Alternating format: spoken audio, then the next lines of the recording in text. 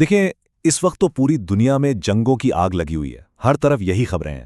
لیکن کیا ہو اگر اصل کہانی، سب سے بڑی کہانی، ان شولوں کے پیچھے کہیں اور پک رہی ہو؟ کچھ تجزیے تو یہی بتا رہے ہیں۔ وہ کہتے ہیں کہ ایک خاموش، ایک بالکل پوشیدہ جنگ کی بساط بچھائی جا رہی ہے، اور اس کا مرکز پاکستان ہے۔ تو آئیے ذرا گہرائی میں جا کر دیکھتے ہیں کہ اس چونکا دینے والے دعوے میں آخر کتنی حقیقت ہے۔ یہ صرف کوئی خیال نہیں ہے۔ ان تجزیوں کے مطابق جب دنیا کی ساری توجہ موجودہ لڑائیوں پر ہے، اسرائیل اور بھارت جیسے ممالک پس پردہ ایک ایسی جنگ کی منصوبہ بندی کر رہے ہیں جو مستقبل کا پورا نقشہ ہی بدل کر رکھ سکتی ہے۔ تو سوال یہ اٹھتا ہے کہ یہ سب شروع کیسے ہوا؟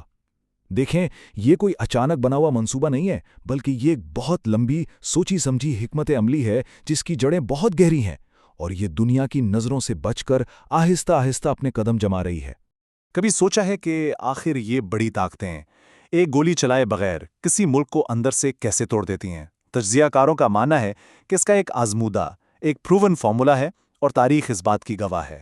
چلیں اب ذرا تاریخ کے ورق پلٹتے ہیں اور دیکھتے ہیں کہ یہ آزمودہ نسخہ آخر ہے کیا چیز، اور ماضی میں اسے کتنی کامیابی سے استعمال کیا گیا ہے۔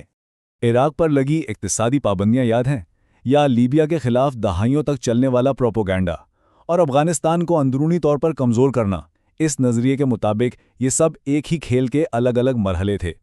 یہ ایک بہت سست لیکن انتہائی منظم حکمت عملی ہے جس کا صرف ایک مقصد ہوتا ہے: کسی بھی ملک کو اندر سے بالکل کھوکھلا کر دینا۔ اچھا، اب ذرا سوچیں، کیا یہ فارمولا کچھ جانا پہچانا نہیں لگ رہا؟ کیا یہی سب کچھ آج پاکستان پر لاگو ہوتا نظر نہیں آتا؟ فیٹ کے ذریعے معاشی گھیرا تنگ کرنا، IMF کی سخت سے سخت شرائط مان کر اپنی خود مختاری پر سمجھوتا کرنا، اور پھر عالمی میڈیا میں ایک شور مچانا کہ پاکستان ایک ناکام ریاست ہے۔ یہ سب کیا ہے؟ تجزیہ نگار کہتے ہیں کہ یہ سب الگ الگ واقعات نہیں، بلکہ ایک ہی منصوبے کے مختلف قدم ہیں۔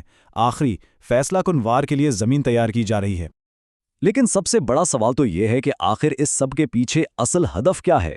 وہ کون سی ایسی چیز ہے جس کے لیے یہ پوری بساط بچھائی جا رہی ہے؟ چلیں اب اس سازش کے کیسے سے آگے بڑھ کر اس کے کیوں کو سمجھتے ہیں۔ آخر اس پوری کہانی کی جڑ کیا ہے؟ وہ کیا چیز ہے جو پاکستان کو بار بار نشانے پر لے آتی ہے؟ اس عدد کو دیکھیں، 165 سے زیادہ۔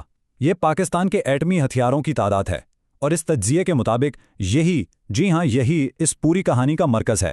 یہ صرف ایک ہندسہ نہیں ہے، یہ عالمی طاقت کے توازن میں ایک ایسی حقیقت ہے جو بہت سوں کے لیے بہت بڑی پریشانی کا باعث ہے۔ اور اس پریشانی کی دو بہت بڑی وجوہات ہیں۔ ایک طرف اسرائیل ہے، جس کے لیے ایک مسلمان ایٹمی طاقت کا وجود ہی ایک خطرہ ہے، اور دوسری طرف بھارت، جس کے لیے یہ ایٹمی طاقت اس کے علاقائی تسلط کے خواب میں سب سے بڑی رکاوٹ بنی ہوئی ہے۔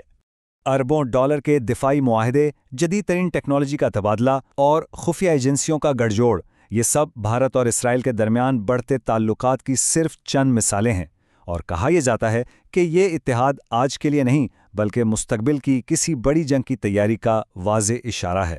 لیکن ٹھہریے، ہر کہانی کے دو رخ ہوتے ہیں۔ ابھی تک تو ہم نے بیرونی خطرات کی بات کی، اب ذرا دیکھتے ہیں کہ اس ملک کے اندر کیا طاقت چھپی ہے۔ وہ کون سی چیز ہے جو پاکستان کو آج بھی کھڑا رکھے ہوئے ہے؟ اگر پاکستان کی تاریخ پر نظر ڈالیں تو یہ بار بار گر کر اٹھنے کی کہانی ہے۔ 1971 میں ملک ٹوٹنے جیسے گہرے زخم کے بعد ایٹمی طاقت بن کر ابھرنا، اور پھر 20 سال تک دہشت گردی کی آگ میں جلنے کے باوجود قائم رہنا، یہ اس قوم کی غیر معمولی ہمت کا منہ بولتا ثبوت ہے۔ اور اس جنگ کی قیمت بہت بڑی تھی۔ 80,000 سے زیادہ پاکستانیوں نے اپنی جانیں قربان کی۔ یہ ایک ایسی قیمت ہے جو اس قوم کے عزم اور اس کی بقا کی کہانی کو ہمیشہ ہمیشہ زندہ رکھے گی۔ اور شاید یہی وہ نقطہ ہے جہاں ان تجزیہ نگاروں کے مطابق پاکستان کی اصل طاقت سامنے آتی ہے۔ یہ طاقت میزائلوں یا ٹینکوں میں نہیں بلکہ اس قوم کے جذبے اور اس کے ایمان میں چھپی ہے۔ تو اب ہم اس کہانی کے انجام کی طرف بڑھ رہے ہیں۔ اگر یہ خاموش جنگ ایک حقیقت ہے تو پھر مستقبل میں کیا ہونے والا ہے، اور اس کے جواب میں پاکستان کی کیا تیاری ہے؟ اس کا جواب بالکل تیار ہے، اور یہ جواب صرف میزائلوں اور فوجی طاقت تک محدود نہیں ہے۔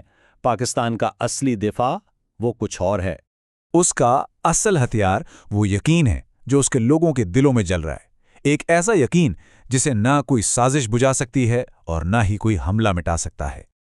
یہ بات بالکل سچ ہے کہ دشمن کی نظریں مستقبل پر ہیں، ان کی منصوبہ بندی طویل مدتی ہے، لیکن وہ ایک بہت اہم بات بھول رہے ہیں۔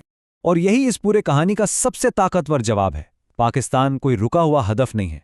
वक्त सिर्फ दुश्मन के लिए नहीं चल रहा। आने वाले सालों में पाकिस्तान भी पहले से कहीं ज्यादा मजबूत और कहीं ज्यादा तैयार होगा। तो इस पूरे तज्जिए का निचोड़ इस एक जुमले में आ जाता है। बड़ा ही ताकतवर जुमला है। वो जंग की तारीख तय करते हैं और हम जंग का अंजाम तय करते हैं। ये एक ऐसी बात है जो सोचने पर मजबूर कर देती है कि क्या मुस्तकबिल की लकीरें कोई और खींच रहा है या कलम अब भी हमारे अपने हाथ में है।